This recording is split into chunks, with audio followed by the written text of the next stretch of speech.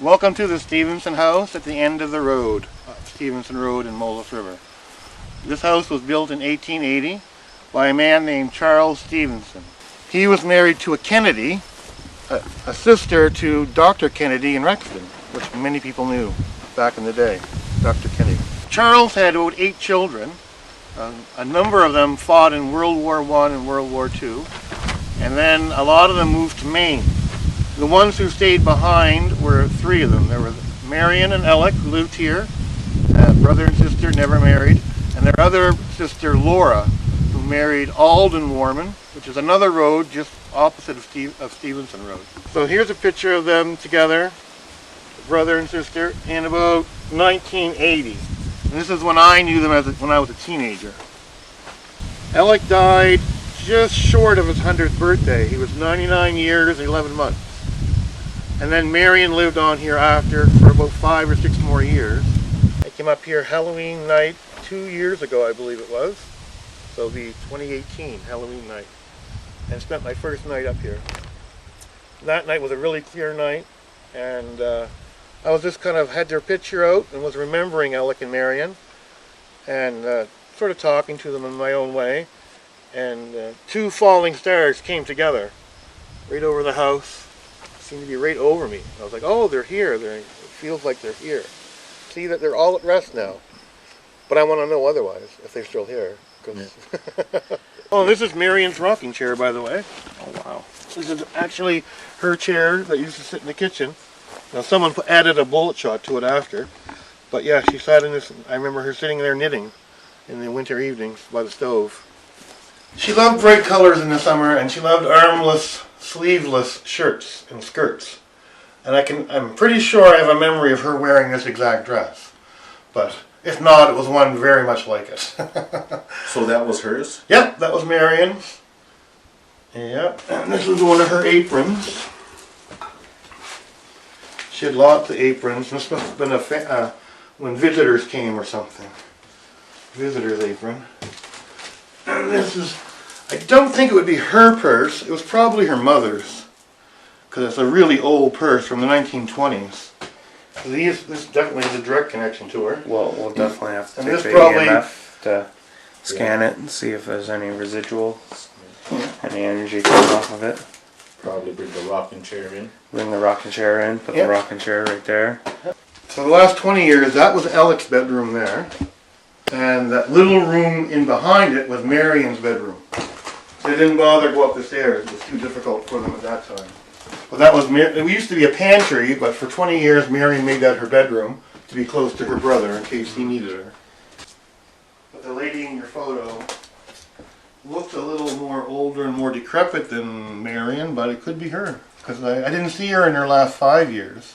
I only have one picture of her when she was in her 90s, and she was getting close to that. Because one story was that her brother went off to war and never came. Her boyfriend or sweetheart went off to World War I and never returned.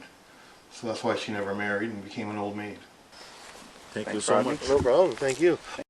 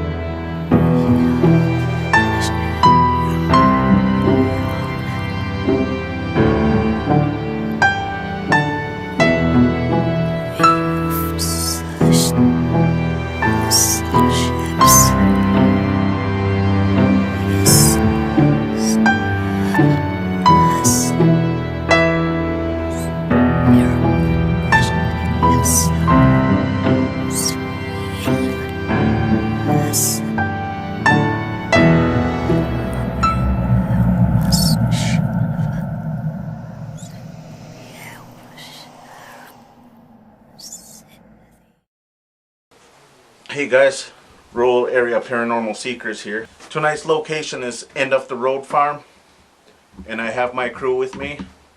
My cameraman Brody Peters, and downstairs we have Danny Staples and Nick Francis. So we're here tonight in this 140-year-old house, which was originally by the river or a creek, and it was moved because it was too damp. They couldn't store their crops, so they transferred it to this location right here where we at right now. So there's a lot of history about this property. We got our recorders going, our video, audio. Probably not know until we investigate and review our footage. And enjoy, guys.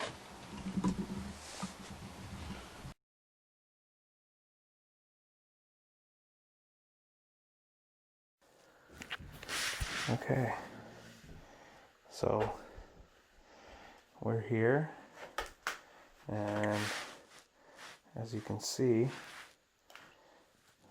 for some reason the electromagnetic field is spiking left and right, not near the stuff.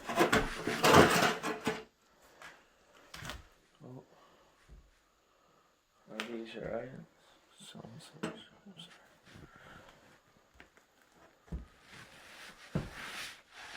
Wow. Wow. There should be no reason that this thing is going off like this. Anything spiking up down there, boys?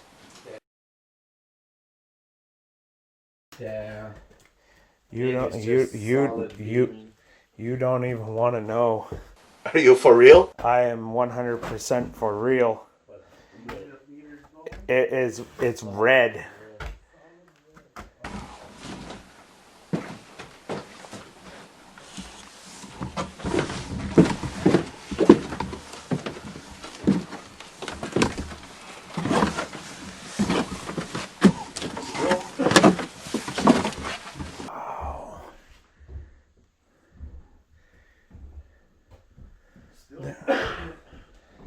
There's no way. Yeah.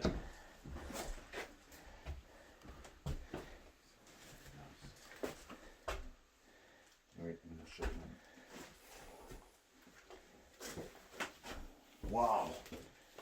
Look at that.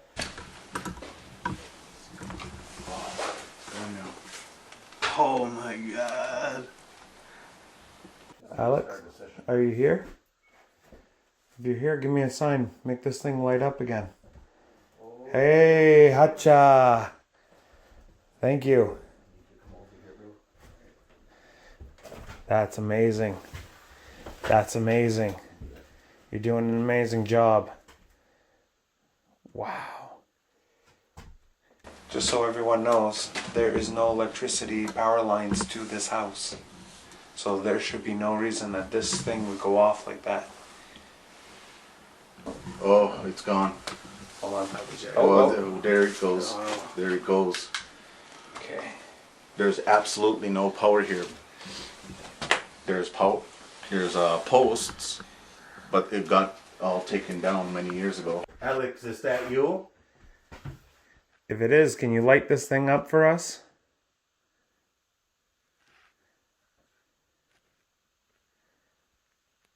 No, he walked away. He walked away. Oh. Yeah. Wow. It's amazing. It's amazing.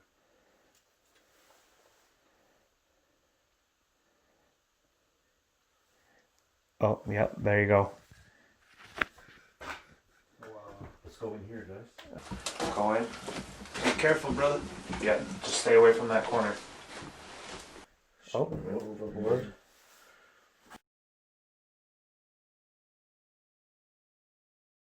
Oh. Overboard. You want us to go downstairs?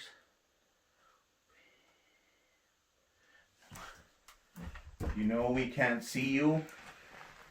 If you're here, can you give us a sign? Tap on the walls. It just spiked it.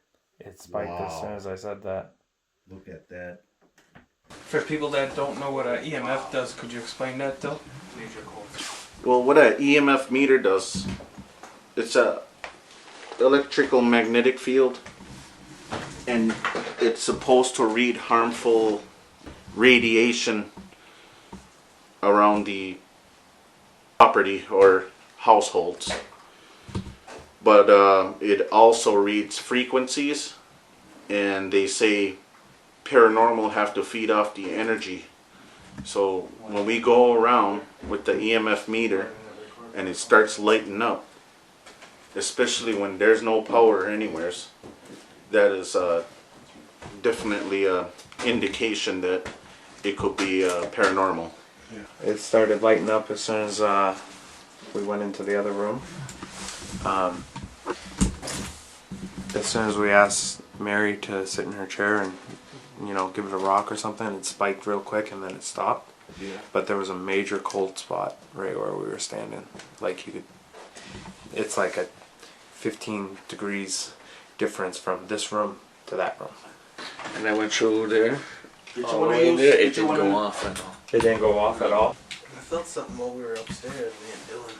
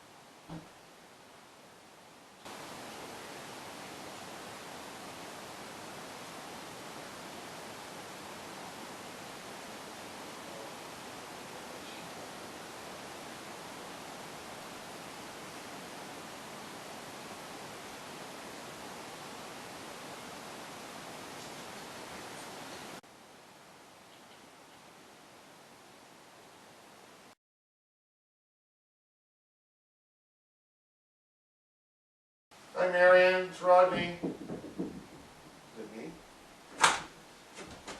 Oh, wow. Hey, Marion. How you doing? Long time no see. Are you recording that? You had Alzheimer's, so go to Mom and Dad. You don't have to stay here.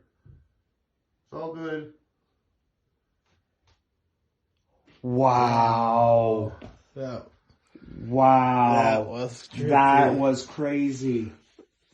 That was crazy. That should not have happened. It should not have gone that high, and then all of a sudden, she's back. Did you forget? You can go home, Mom and Dad. There's no way. Every time he talks to them, it spikes. It's because probably has got that connection, eh? It Okay. definitely got that connection. I'm gonna turn off my flashlight. Okay. Alec, are you here? Hey, Alec, it's Rodney, Teresa's son. Oh my. Oh wow.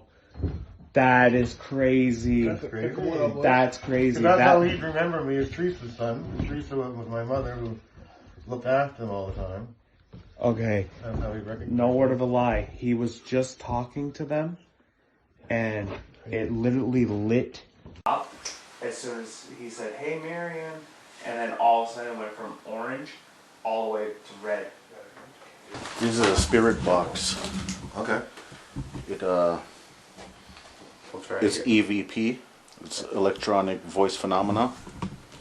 So the way spirits communicate with us is through frequency, and so this is practically a little radio, and it scans.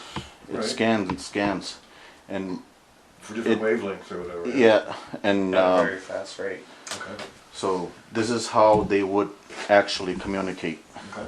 So we can give it a shot. Yeah.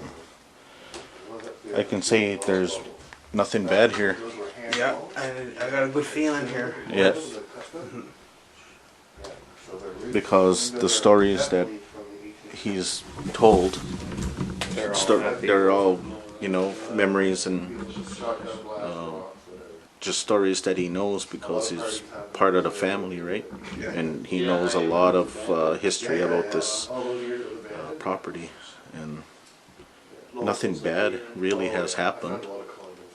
So I'm pretty sure it's a residual spirit.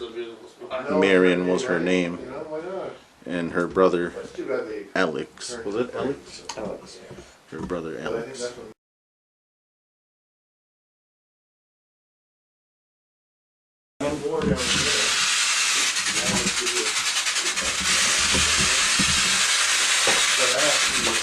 Marion, are you there?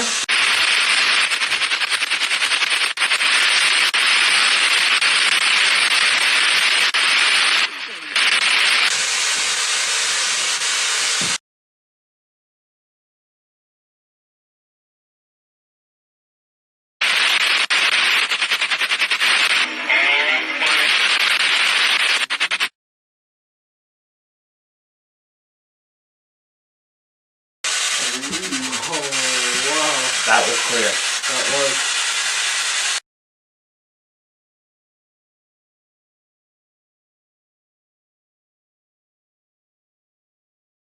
Well, the hair on the back of my neck went up, and that's been doing it. It did? I've noticed a drop in the temperature. Yeah. That's good. I hope that means. But it definitely does feel colder in this room. I feel it right now. Yeah, I got chilled even. It's getting colder. But I felt it come from behind here, like up my neck. There's no wind, so it should not be this cold. We were all perfectly warm just a minute ago, And it's a nice clear night. There's no wind coming up. right? Yeah.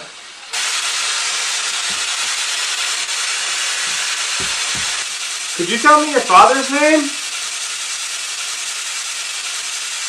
Yeah. So other people that might be here would be their parents, and that would be Charles and Mary. Charles and Mary, are either of you here?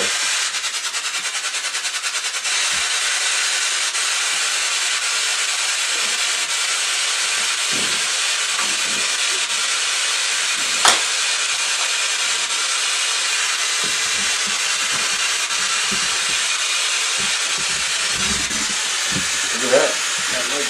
Look at that. Wow.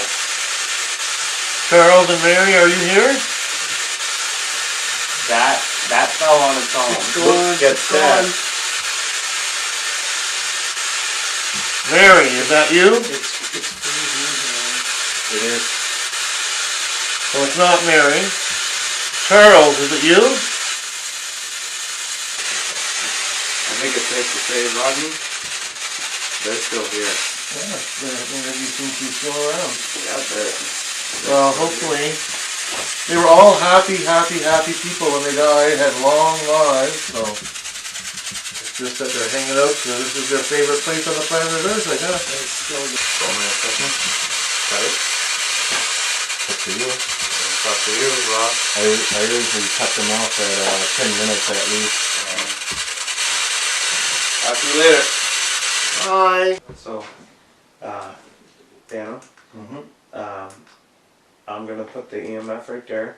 I'm having the camera set on that.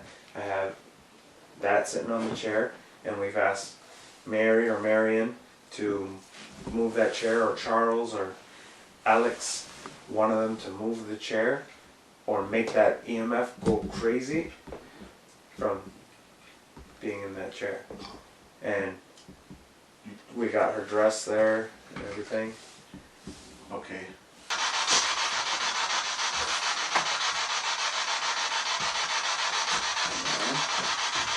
Is it? Yeah. Either?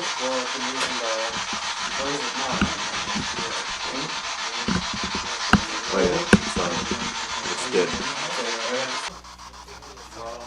I'll leave this in here for us to juice. Put this. It's a priest. Grease. Distance. Grease.